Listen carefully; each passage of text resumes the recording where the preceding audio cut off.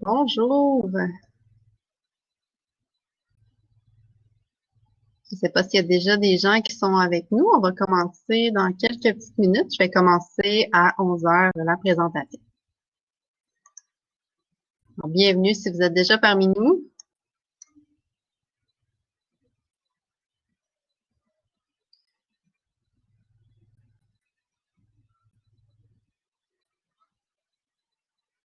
Et je m'excuse d'avance pour les bruits de fond qui peuvent arriver. On est sur une base aérienne ici, puis on a les F-18 qui nous passent au-dessus de la tête ce matin. Alors, ça se peut qu'il y ait une sensation de tremblement à certains moments durant la présentation.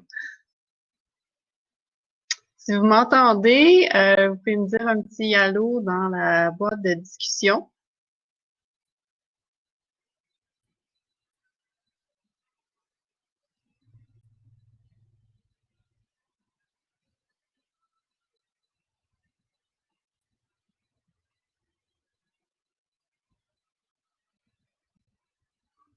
Bonjour Sophie,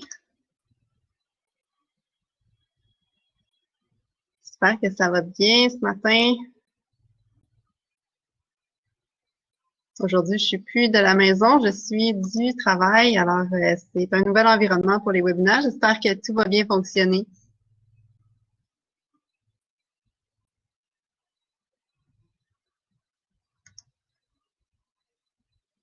Ça semble bien aller pour l'instant.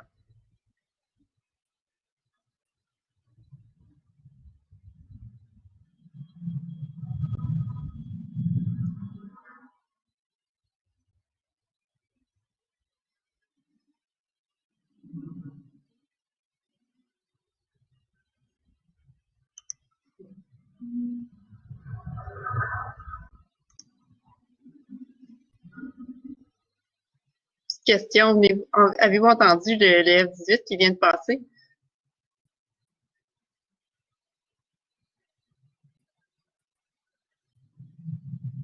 Oui, bon, j'espère qu'ils vont aller dans leur zone d'exercice.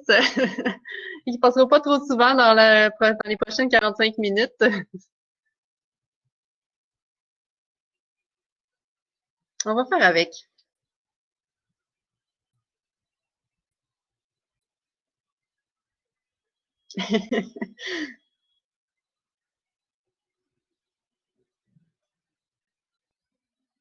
On est en de bonne main ici.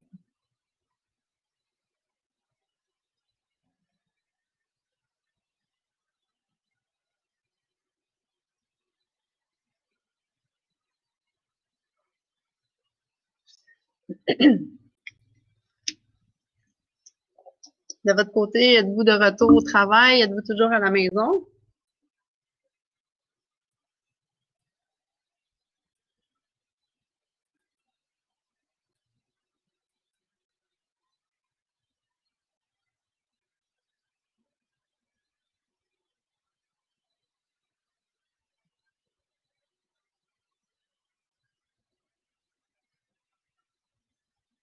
Moitié-moitié, mieux à la maison, c'est plus productif. Ouais, effectivement, des fois, quand on est bien équipé à la maison, ça peut être très productif. Alors, il est 11 heures, donc je vais commencer.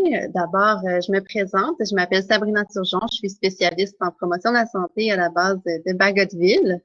Alors, ce matin, je suis avec vous pour vous parler de l'alimentation et de l'entraînement. Donc, on ira pas en profondeur dans la nutrition sportive, mais il y a des choses qu'on peut faire lorsqu'on s'entraîne régulièrement, dépendamment de notre niveau, pour mieux se sentir, pour optimiser la performance et aussi notre état. Alors, c'est de ça dont on va discuter ce matin. Alors, on va regarder en gros les nutriments essentiels, ceux qui sont le plus euh, liés à l'alimentation et l'entraînement, ceux qui ont le plus gros impact, si on veut, parce qu'on peut pas faire le tour de tout aujourd'hui. Ensuite, on va regarder, je vais vous donner un petit peu les outils pour calculer vos besoins en protéines et aussi en glucides. Et finalement, on va regarder comment planifier notre rapport alimentaire et liquidien pour autour de l'entraînement, autour de l'exercice. Donc, avant, pendant et après, qu'est-ce qu'on peut faire pour optimiser tout ça? Avant tout, comme à l'habitude, de la présentation, vous allez voir la propriété intellectuelle du ministère de la Défense. Donc, toute reproduction ou retransmission des diapositives est interdite. Le deuxième point s'applique pas aujourd'hui. Il n'y a pas de sujet sensible, donc la discrétion des parents n'est pas nécessaire euh, si ça s'applique. Ensuite, veuillez comprendre que les histoires des gens sont les leurs et que tout ce qui est partagé par les participants dans ce séminaire en ligne ne doit pas être discuté en dehors du séminaire. Et finalement, le séminaire en ligne est enregistré et pourra être visionné ultérieurement sur carconnection.ca. Et bien que la participation active soit encouragée, si vous préférez seulement regarder sans participer, c'est tout à fait correct. Alors voilà. Donc, première question ici, je vous mets ça dans le pôle de discussion. Quel est votre lien avec le membre, pas avec le membre, avec la communauté des Forces armées canadiennes? On aime toujours savoir qui se trouve avec nous. Alors, membre actif et personnel civil. Alors, bienvenue ce matin. Je suis contente que vous soyez ici. Bien que j'ai hâte de retrouver les gens en personne, ça fait du bien quand même de pouvoir contacter la communauté euh, via d'autres médias.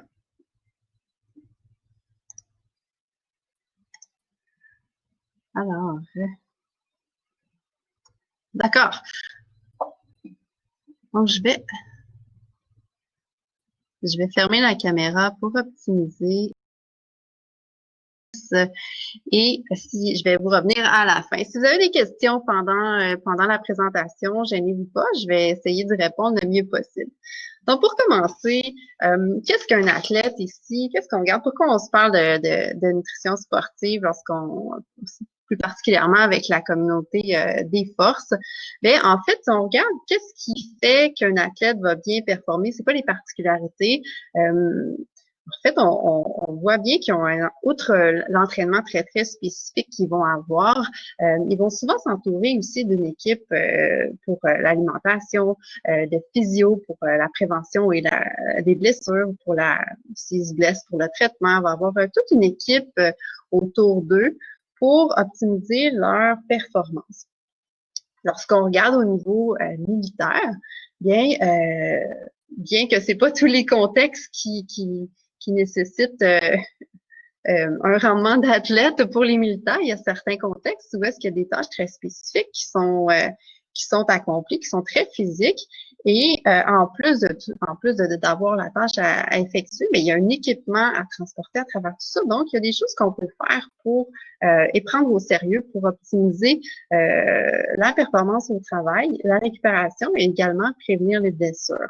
Donc, on peut voir un peu les militaires comme ayant des besoins qui peuvent être similaires à ceux des athlètes également.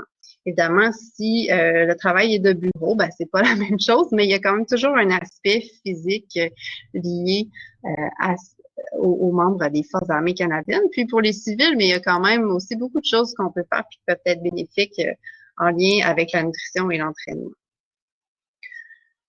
La nutrition sportive, quand on regarde ça, c'est quelque chose qui peut avoir l'air très, très spécifique et très compliqué, mais ça n'a pas besoin d'être si compliqué. Il faut toujours considérer notre profil lorsqu'on regarde à quel point on doit aller en profondeur dans la planification de notre alimentation. Est-ce qu'on doit tout peser? Est-ce qu'on doit tout calculer? Bien, j'aime vous dire que non, pas nécessairement. Il y a des principes de base qui sont faciles à appliquer puis qui vont être capables de répondre aux besoins de la plupart des gens sans que ça devienne trop compliqué puis sans perdre de plaisir de manger. Alors, il faut considérer le nombre d'entraînements par jour. Il y en a qui vont s'entraîner une fois ou même pas tous les jours. Ou puis il y en a d'autres qui vont s'entraîner 2 fois par jour. Combien de temps dure l'entraînement? La fréquence par semaine et le type d'entraînement. Est-ce que c'est en endurance, en résistance? Et puis, il y a toutes sortes de facteurs qu'on peut considérer.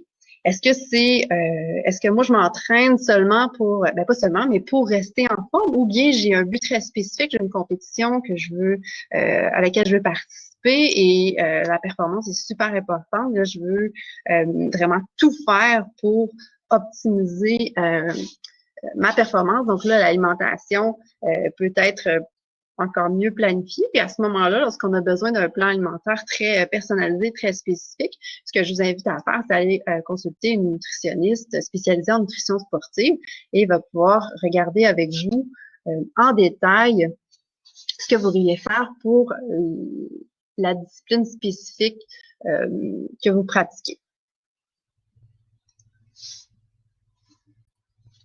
Ici, la pyramide de la performance, ce que j'aimerais apporter à votre attention, c'est le fait que la grande partie de ce qui va influencer la performance, mais c'est des choses davantage de base. Donc, les saines habitudes de vie en général vont vraiment avoir un impact sur la performance. Donc, ne pas fumer, avoir des bonnes habitudes de sommeil, de boire avec modération.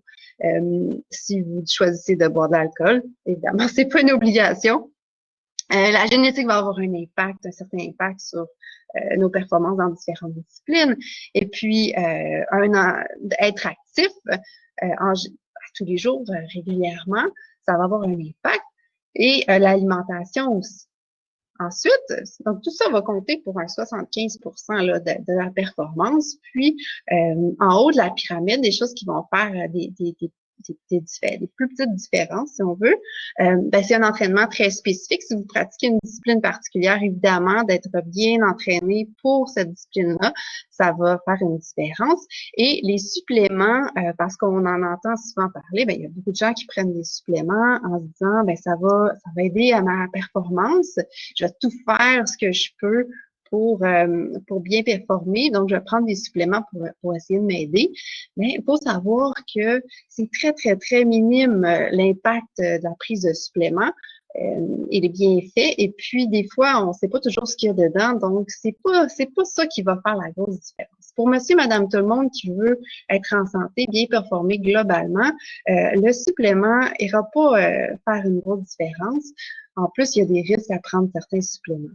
Et puis, dans le fond, qu'est-ce que je voulais dire par rapport aux suppléments, c'est que les athlètes olympiques, si on veut, encore là, c'est très, très, très contrôlé, mais si on va gagner, on peut aller gagner en choisissant certaines choses spécifiques, peut-être un centième de seconde, mais si on va aller juste bien s'entraîner, avoir une meilleure endurance ou encore de gagner la masse musculaire. Par contre, par exemple, ce genre de choses-là, eh bien, les suppléments seront pas, ce ne sera pas des produits vers lesquels je vous orienterai.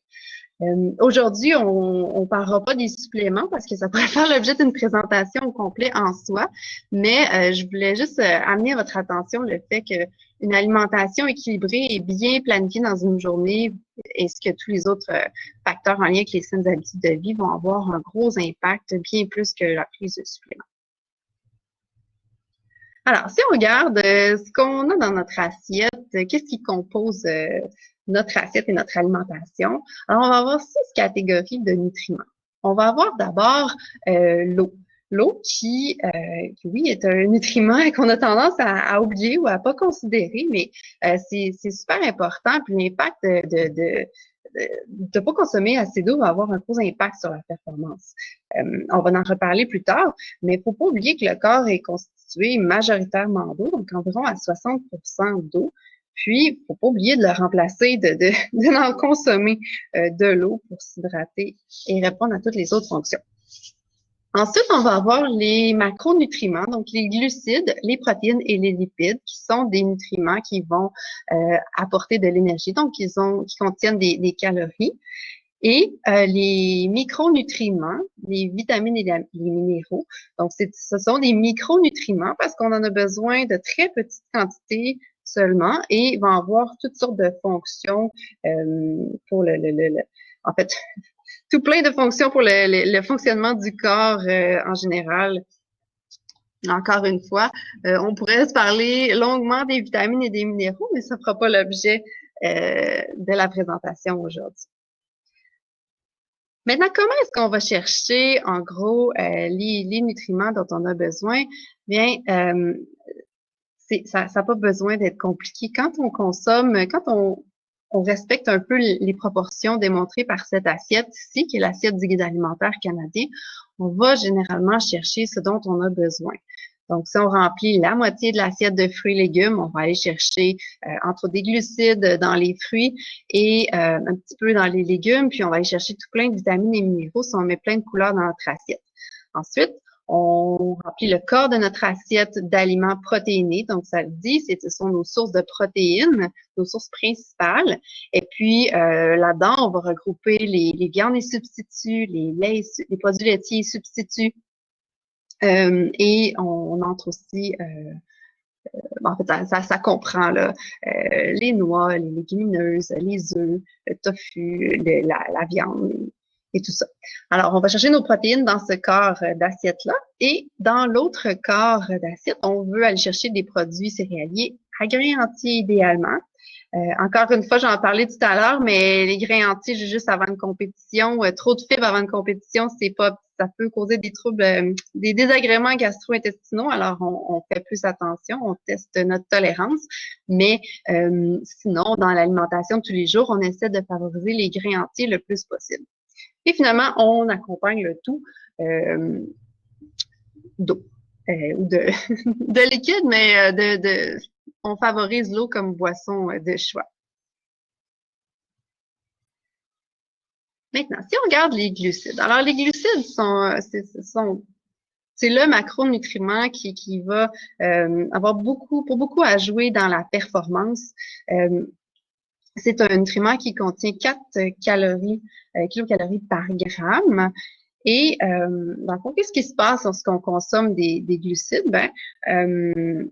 Tous les aliments qui contiennent des glucides vont être décomposés en glucose dans notre tube digestif et dans notre foie.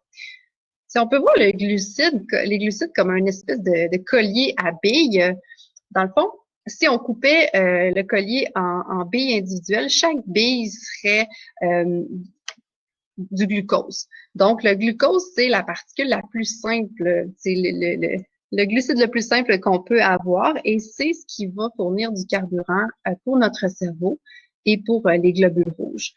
Et également, pour les muscles, pour performer lorsqu'on a un exercice intense. C'est ce que les muscles utilisent également comme carburant. C'est disponible très, très rapidement pour le corps. Donc, c'est important d'en consommer suffisamment pour toujours en avoir de disponible. Alors, évidemment, lorsqu'on a un exercice qui est un peu moins intense, qui est de plus longue durée, le corps va également aller utiliser les lipides là, comme source d'énergie, mais la source disponible la plus rapide et la plus efficace, ce sont les glucides, qui se décomposent sous forme de glucose. Alors, ensuite, si on regarde le glycogène c'est comme une petite partie du collier dont je parlais tantôt. C'est une petite chaîne de glucose et dans le fond, c'est un entrepôt à glucose, si on veut. Donc, le foie et les muscles vont avoir du glycogène. Donc, ce sont deux entrepôts différents de glucose et les muscles vont utiliser justement le glucose dans ces réserves de glycogène lors d'un exercice. Et lorsque celui qui est entreposé dans le foie, eh bien, ça va être utilisé entre les repas pour réguler la glycémie. Donc, on n'est pas toujours en train de manger. Des fois, le taux de sucre dans le sang va diminuer légèrement, mais pour compenser, pour qu'on se sente qu'on continue à se sentir bien, qu'on ait suffisamment d'énergie entre les repas, eh bien, le foie va aller utiliser ses réserves de glycogène pour stabiliser, pour garder une glycémie, donc un taux de sucre dans le sang qui est relativement stable. Maintenant, les glucides, lorsqu'on en consomme en excès, ça va se transformer en fait, ça va s'accumuler en gras. Donc, rien ne sert d'en consommer trop, parce que si on excède nos besoins, ben on l'entrepose sous forme de graisse. Donc, c'est pas la façon la plus optimale de l'utiliser. Et si on regarde au niveau des recommandations en proportion de l'apport énergétique total. On essaie d'aller viser un 45 à 65 de l'apport énergétique total sous forme de glucides. Bon, c'est assez large comme intervalle. On comprend que si on est très actif, on va se rapprocher du 65 alors que si on est plutôt inactif, on va aller, ça va peut-être se pencher plus vers le 45 Je vais vous montrer une autre façon de calculer vos besoins en glucides dans un instant. Mais ici, avant tout, je voulais vous montrer que l'impact, dans le fond, d'une diète plus riche en glucides sur la durée de la performance lors d'un exercice en endurance. Alors ici, on a comparé 3 diètes, donc une diète qui est riche en gras, une diète qui est mixte ou normale, si on veut, mais pas très élevée en glucides, et une diète qui est riche en glucides. Alors, on voit que la performance dure plus longtemps, donc on se fatigue moins rapidement lors d'un exercice en endurance lorsqu'on a une diète plus riche en glucides. Donc, on voit la différence. Là, riche en gras, on avait 57 minutes, puis riche en glucides, on a 167 minutes. Donc, on a quand même une bonne différence à ce niveau-là. Lorsqu'on regarde au niveau des besoins en glucides, si on veut calculer plus précisément en grammes par kilogramme de poids, alors on voit ici que pour optimiser les réserves en glycogène, dont je vous parlais tout à l'heure, on veut viser un 6 à 10 grammes de glucides par kilogramme de poids. Donc, vous pouvez convertir votre poids en kilos et multiplier par de 6 à 10 grammes. On parle de 6 grammes par kilogramme de poids par jour lors d'une performance régulière, si on veut, lorsqu'on n'a pas un entraînement intensif de plus de 3 heures par jour, lorsqu'on ne s'entraîne pas excessivement. Je dirais excessivement, je dirais plus intensément. Et si on a des entraînements intensifs, réguliers, de plus de 3 heures par jour, on vise plus un 7 à 10 grammes par kilogramme de poids par jour de glucides. Alors, je vous laisse faire le calcul, mais ça donne un petit peu une idée de où on devrait se situer dépendamment de notre profil d'entraînement. Ici, j'ai un petit tableau, puis je sais bien qu'on va y passer très rapidement, mais il y a des pour regarder la teneur en glucides de certains aliments. Je vous invite à aller voir sur vos bases la promotion de la santé si vous voulez plus d'informations, ou encore il y a des applications comme MyFitnessPal qui donnent la valeur nutritive des aliments. Il y a également le fichier canadien de la valeur nutritive des aliments accessible en ligne. Vous pouvez avoir la valeur nutritive de tous les aliments. Donc, si vous voulez faire une petite analyse de vos journaux alimentaires, vous pourrez le faire. Alors, si on regarde ici en haut, quelques aliments, la teneur en glucides de quelques aliments, pour un fruit moyen ou pour une demi-tasse de jus, on a 15 à 20 grammes de glucides. Ensuite, pour une tranche de pain, ici on a une tranche de pain de 35 grammes, on a 15 à 20 grammes de glucides.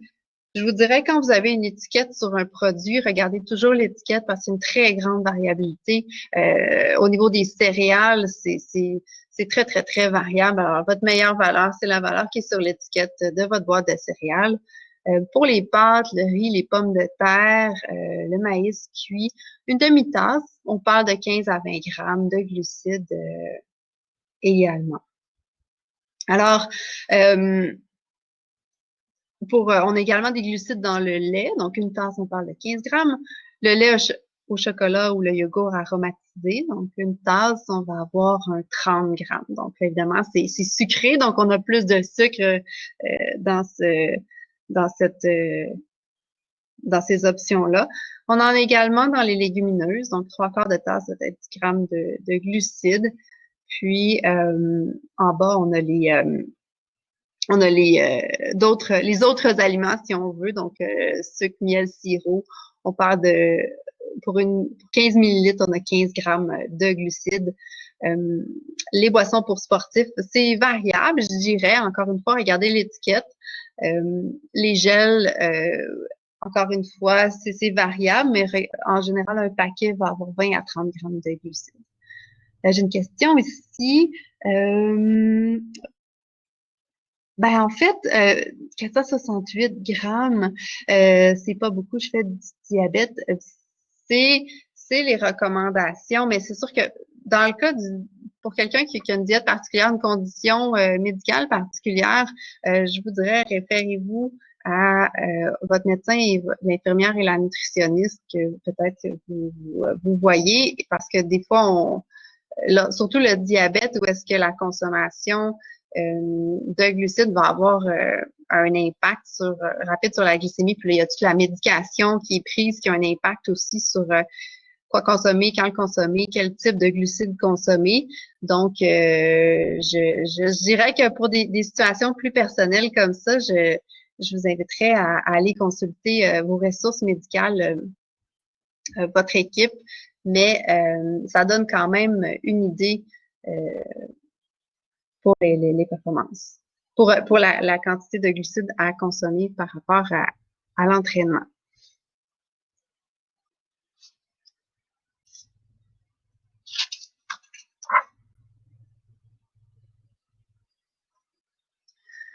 Maintenant, les protéines. Les protéines, c'est un autre nutriment qui a un impact lors de l'entraînement. Alors, on a ici aussi 4 kilocalories par gramme. Quelles sont les sources? Ben, on a viande et substituts, les laits et substituts, les produits céréaliers. Une petite quantité. Hein. Les produits céréaliers ne sont pas les principales sources de, de, de, de protéines, mais on en a quand même un petit peu dépendamment du produit. Qu'est-ce que c'est? Quels sont les ça joue dans la structure des os, des tendons, des muscles. Alors, c'est important de consommer suffisamment de protéines. Et les protéines ont aussi un rôle à jouer dans les hormones, dans les enzymes, dans les transporteurs. Alors, ils ont un rôle de messager également. Alors, c'est important de bien aller chercher de bien répondre à ses besoins en protéines sans toutefois en consommer trop, parce qu'encore une fois, si on consomme trop de protéines, ben, ça va s'accumuler sous forme de gras. Alors, les excès, dans tous les cas, ne sont pas bénéfiques. Et les protéines également ont beaucoup de fonctions, mais n'ont pas un très grand rôle de carburant énergétique. Alors, ça demande beaucoup d'énergie et d'utiliser les protéines comme source de carburant. Puis on va voir ce phénomène-là, surtout lorsqu'on va avoir des carences en d'autres nutriments. La proportion qu'on vise, c'est davantage un 10 à 35 ce qui est encore là très, très, très variable. Alors, je vous montre une autre façon de le calculer. Donc, encore une fois, c'est avec le poids. Et là, ce sont toutes des formules qui donnent une idée. Et d'une source à l'autre, des fois, vous allez voir des petites variantes. Ce qu'il faut comprendre, c'est qu'on veut on part de ces chiffres pour se donner une idée puis s'assurer qu'on en a suffisamment. Et puis, faut pas des fois trop s'en faire avec un 0,05 de différence si vous n'arrivez pas pile poil sur la quantité de grammes de protéines. Et souvent, la conclusion à laquelle on arrive surtout avec les protéines, c'est qu'on en consomme suffisamment parce que en Amérique du Nord, en général, Canada, États-Unis, du moins, là, on s'est bien connu, on est bien connu pour répondre la population adulte à nos besoins en protéines. Donc, quelle quantité? Donc, vous prenez votre poids en kilos encore et vous multipliez par le besoin en grammes en fonction de l'activité physique qui suit ici. Alors, si vous êtes sédentaire ou légèrement actif, on vise 1,8 g à 1 g de protéines par kilogramme de poids.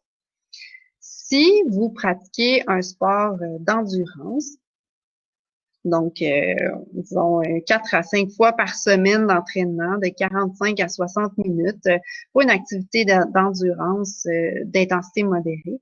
Bon, on va viser un 1,2 à 1,6 grammes par kilogramme de poids de protéines. Ensuite, pour les sports de puissance, on augmente un petit peu la quantité nécessaire. Donc, on parle de 1,6 à 1,8 grammes par kilogramme de poids toujours. Si on vise un maintien de la masse musculaire, donc on a la masse qu'on désire avoir et puis on veut pas en perdre, on veut pas en gagner, donc on vise 1,2 à 1,6 grammes. Et si on essaie de développer notre masse musculaire, évidemment, ça doit se faire de pair avec un très bon programme d'entraînement parce que juste consommer plus de protéines, ça donne pas des muscles. Donc, si on vise un développement de la masse et qu'on a un programme adéquat, on vise un 1,6 à 2 grammes de protéines par kilogramme de poids. Vous allez voir ici que c'est facile d'atteindre ces besoins. Donc, lorsqu'on regarde là, le tofu, par exemple, 150 grammes de tofu, donc un tiers à un demi-paquet, dépendamment de la grosseur du paquet de tofu, c'est 21 grammes de protéines. 75 grammes de viande, ça contient aussi 21 grammes de protéines. Donc, c'est pas si gros, 75 grammes. C'est à peu près un jeu de cartes.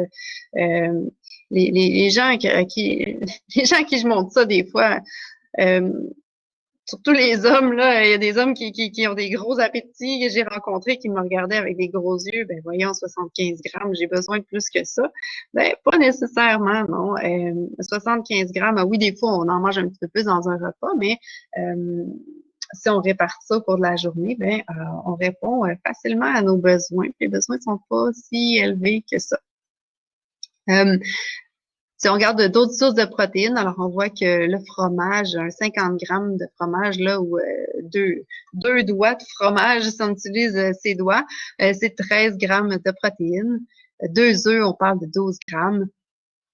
Et puis, on en a aussi dans les légumineuses, les noix, beurre d'arachide. Dans un verre de lait a à peu près 8 grammes de protéines, une tasse. Et 175 grammes de yogourt. Donc, c'est pas les petits cups individuels, là, mais les plus gros. Un petit cup individuel, c'est 100 grammes. Donc, les plus gros pots à 175 grammes, on a 6 grammes de protéines par pot. Voilà. Les protéines en poudre, simplement un petit mot, comme je disais, c'est pas l'objet du webinaire aujourd'hui, les suppléments, mais je voulais en parler parce que c'est quand même quelque chose qui est assez consommé dans le monde de l'entraînement. Et en fait, c'est souvent on n'en a pas besoin parce qu'on en consomme déjà amplement dans notre alimentation. Et il n'y a pas vraiment d'avantage. Oui, à l'opposé de d'autres suppléments, les protéines peuvent avoir des bienfaits, mais seulement lorsqu'on n'est pas capable d'aller chercher ces quantités dans notre alimentation. Alors, c'est pas le choix numéro 1 que je recommanderais. Et lorsqu'on en consomme trop, puis dépendamment du type de supplément qu'on utilise, lorsqu'on choisit des protéines en poudre, bien, on peut observer des dérangements gastriques et des diarrhées. On peut voir une perte de calcium et on peut voir, en fait, ça peut être transformé en graisse simplement parce qu'on consomme trop de protéines par rapport à ce qu'on a besoin. Donc, à retenir ici, c'est que les protéines en poudre, ben, c'est pas nécessaire si vous en avez suffisamment dans votre alimentation. Et en fait, je vous ai même mis une petite. Vous allez trouver le document là, dans les handouts à télécharger. C'est une petite recette maison de protéines en poudre au chocolat noir. Donc, vous pouvez faire votre propre mélange à partir de la poudre de lait. Et puis, vous avez le contrôle ici sur les ingrédients que vous consommez. Donc, il n'y a pas d'additifs de toutes sortes comparativement à d'autres produits qu'on peut acheter.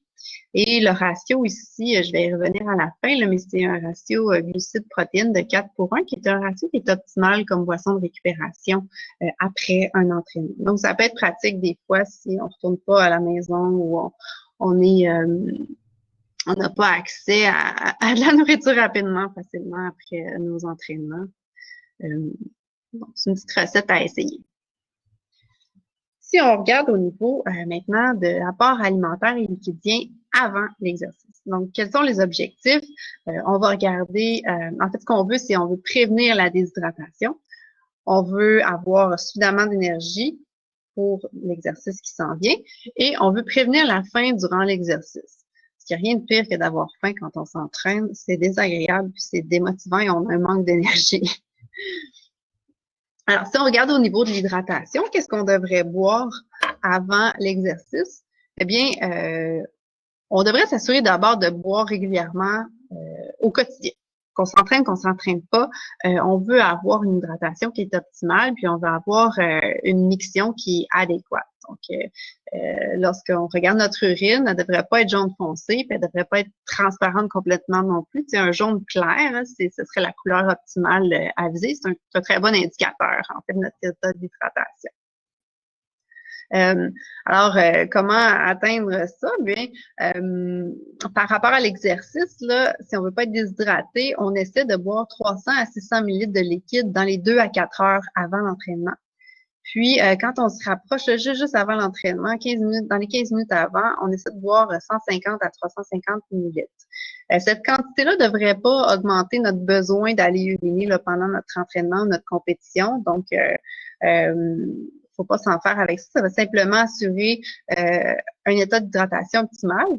Évidemment, si vous faites des grosses épreuves, des compétitions super importantes, testez toujours ce que vous prenez avant, parce qu'on réagit quand même tous différemment à différentes consommations. Donc, testez toujours votre plan alimentaire et liquidien avant une compétition.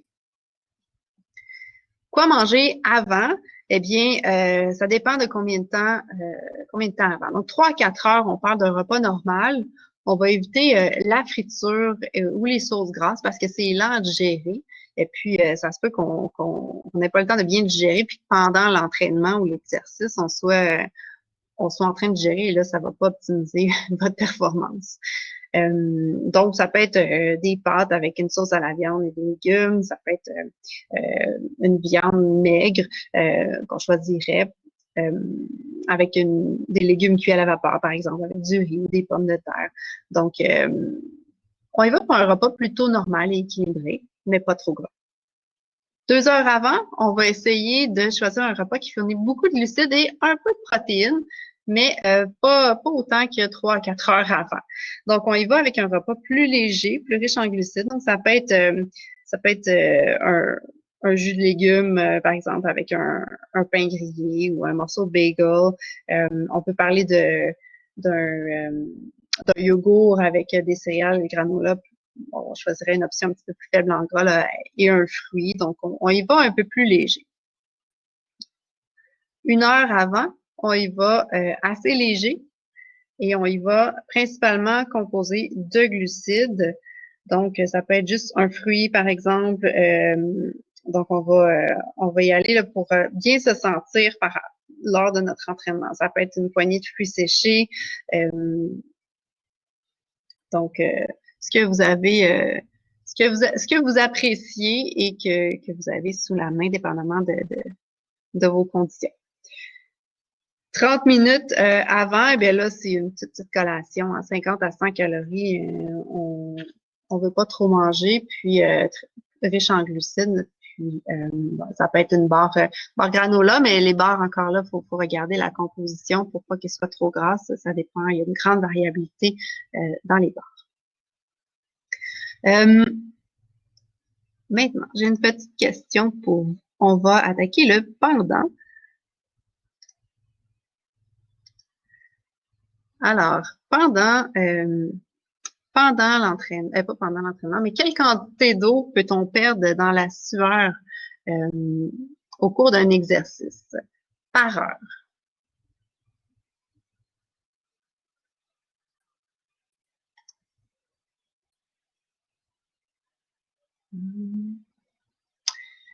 Alors, je vois 1,5 litres par heure. Eh bien, ouais, j'ai oublié de donner les options. Vous les avez lues. Donc, 0,3 litres par heure, 0,7, 1,5 ou 2,4 litres de sueur par heure. Eh bien, en fait, c'est toutes ces réponses. C'est de 0,3 à 2,4 litres par heure. Évidemment, ça dépend des conditions. Si on est dans un environnement chaud et humide, c'est à ce moment-là qu'on peut perdre un 2,4 jusqu'à 2,4 litres par heure, mais c'est quand même significatif comme quantité. Donc, c'est pour ça que c'est très important de boire pendant également. Donc, des fois, on y pense pas, puis on porte moins attention à la quantité de sueur qu'on perd, ou des fois, on s'en rend pas compte. Quand je pense aux nageurs, par exemple, on sue quand même dans l'eau. On a quand même une perte de liquide dans l'eau par la sueur, alors, mais on le ressentira pas. Donc, et oui, ça dépend des personnes. Il y a une grande variabilité d'une personne à une autre. Moi, je sais que je suis pas une personne qui sue beaucoup, puis il y en a d'autres qui commencent après 15 minutes d'entraînement et suent énormément. Donc, ça dépend vraiment d'une personne à l'autre. Donc, c'est de se connaître également. Hein. Donc, quels sont les objectifs lors d'un entraînement? Ben, on veut rester hydraté.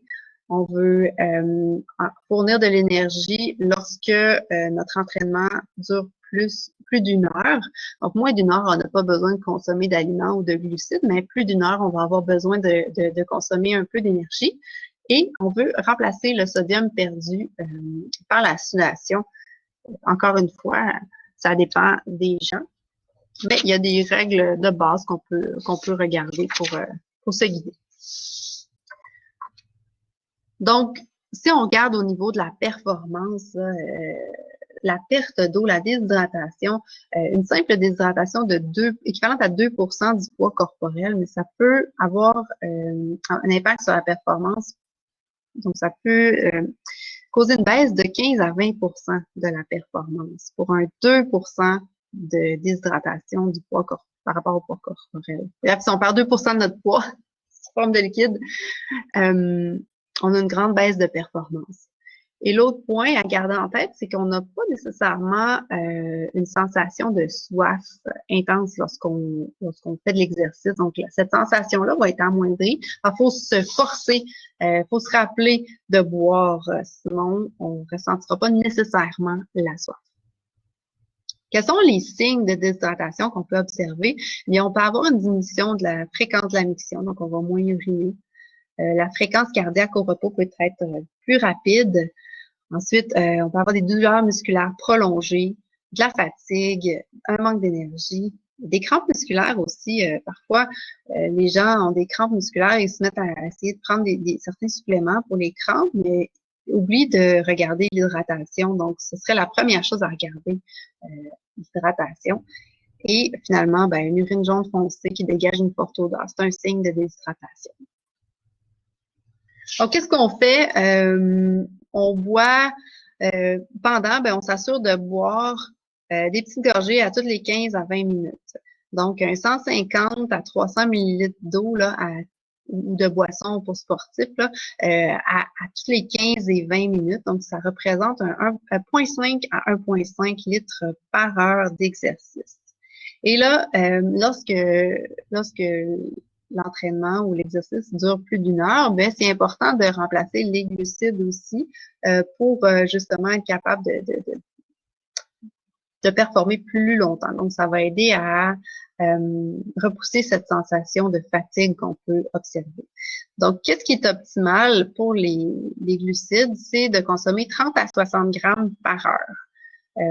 Et on vise une concentration de 4 à 8 pour une absorption qui est optimale. Donc, ce que ça veut dire, c'est on veut, dans une boisson pour sportif, par exemple, avoir un 40 à 80 grammes de glucides par litre. Donc, je parle de boisson pour sportif, mais ça peut aussi de consommer un aliment, mais si on consomme un aliment ou un gel, par exemple, un gel pour sportif qui est concentré en glucides, on devrait accompagner d'une quantité suffisante d'eau pour atteindre cette concentration optimale de 40 à 80 glucides par litre de liquide. Donc, euh, ça, c'est des petites mathématiques à faire. Je les ferai pas aujourd'hui, mais si vous avez des questions par la suite, n'hésitez pas à contacter, une fois de retour au travail, contacter votre département de promotion de la santé ou vous pouvez me contacter là ici. Ça va me faire plaisir de vous aider. Si on regarde au niveau des boissons pour sportifs qui sont fréquemment consommées, alors on voit que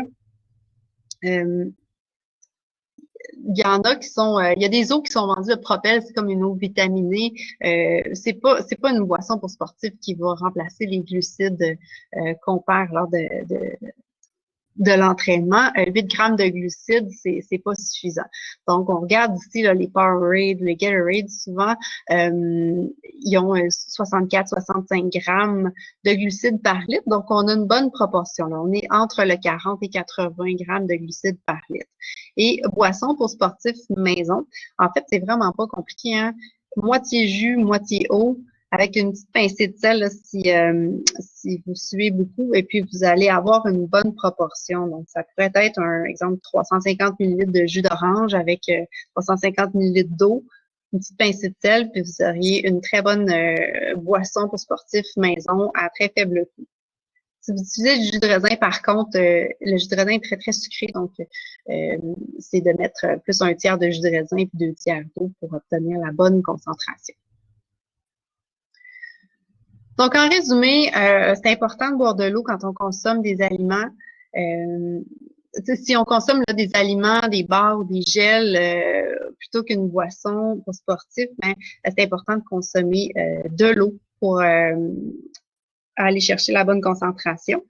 Et puis, évidemment, bon, je vous invite à faire les calculs et puis de considérer la portion que vous allez consommer puis la teneur en glucides pour aller viser un 40 à 80 grammes de glucides par litre d'eau.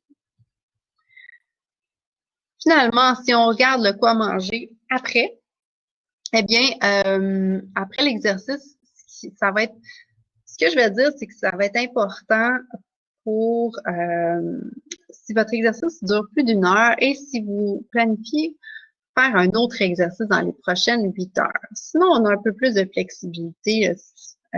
Mais lorsqu'on a 2 exercices dans la même journée, nos exercices sont plus longs et intenses, là, c'est important de prendre quelque chose plus rapidement après notre premier exercice. Donc, ce qu'on veut, c'est on veut remplacer les liquides, on veut refaire les réserves de glucides, on veut réparer et reconstruire les muscles le plus vite possible, puis ça va aider à optimiser notre système immunitaire également. Donc, qu'est-ce que ça veut dire? Comment on atteint ça? On va, au niveau des liquides, en fait, ça, vous pouvez le faire même si vous n'avez pas un deuxième entraînement pour remplacer le liquide perdu. C'est que vous allez, il faut se peser avant et après l'entraînement. Évidemment, si vos vêtements sont imbibés de sueur, là, c'est plus lourd. Donc, enlevez vos vêtements. L'idéal, c'est de se peser nu avant et après. Pour avoir quand vous faites vos tests, vous avez une balance à la maison, par exemple, là, vous pouvez faire des tests comme ça et vous pesez avant et après. Puis pour chaque kilo perdu, donc ça équivaut à 1 litre de liquide perdu, vous buvez 1,5 litre de liquide. Donc, pour chaque kilo perdu, on fait fois 1,5 et on a la quantité de liquide à boire. Au niveau des glucides, ici, c'est là que c'est important de le faire si on a un deuxième exercice. Sinon, c'est important de consommer un repas éventuellement après l'entraînement, mais c'est pas l'urgence dans les 15 minutes après, là. Mais si on a 2 entraînements, donc essayez de manger 60 à 90 grammes dans les 30 minutes ou même dans les 15 minutes après l'entraînement ou l'exercice. Et les protéines, on vise un 15 à 20 grammes pour aussi avoir un ratio là, de 4 pour 1, un ratio glucides-protéines 4 pour 1. Donc, 4 fois plus de glucides que de protéines. À quoi ça peut ressembler un 60 grammes de glucides et un 15 grammes de protéines, où est-ce qu'on aurait le ratio 4 pour 1? Eh bien, ça peut être un 250 ml de lait au chocolat avec un bagel, par exemple. 2 petits yogourts de 100 grammes, là, 2 petits yogourts aux fruits avec une grosse banane. Ça peut être un sandwich au beurre d'arachide et confiture. Ça peut être des céréales granola avec du lait, donc 200 ml de céréales, 200 ml de lait. Là, ici, on peut avoir une variabilité au niveau des céréales, encore une fois, mais quand même, on va aller chercher des glucides et des protéines. Et on peut aller chercher un 175 ml de mélange montagnard, donc un mélange de noix et fruits avec une tasse de jus de légumes. Ça peut être du chili avec un petit pain. Ça peut également être de l'hummus avec un pain pita.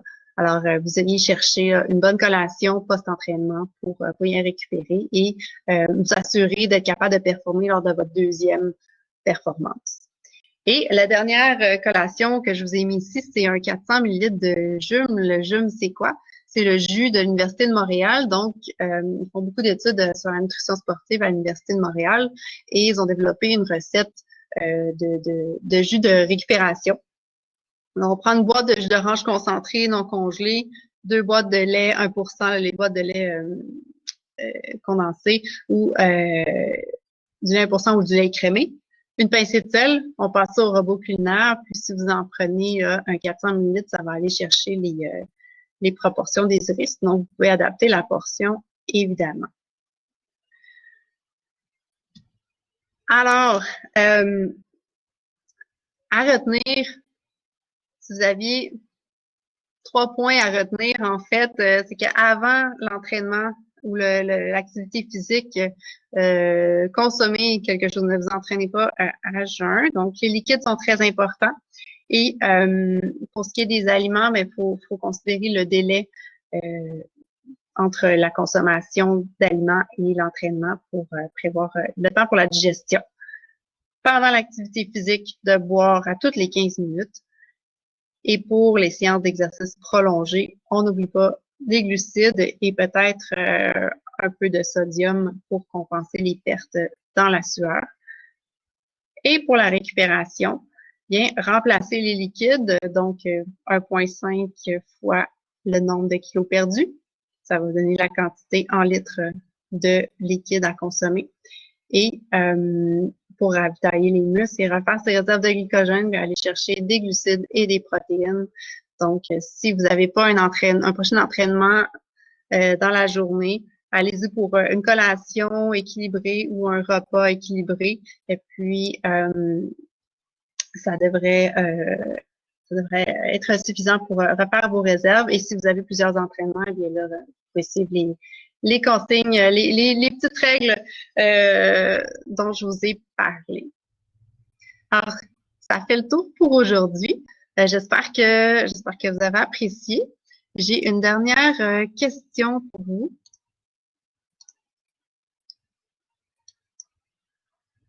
Alors, j'estime que je peux mettre en pratique ce que j'ai appris aujourd'hui dans la vie quotidienne. Je vais vous laisser répondre. Sinon, ben merci d'avoir été présent et puis j'espère que vous allez être capable d'ajuster votre alimentation à vos entraînements. Puis si vous avez des questions, contactez les départements de promotion de la santé de vos bases respectives.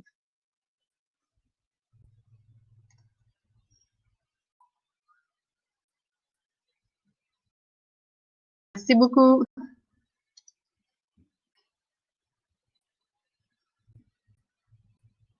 Bonne journée. Bye bye.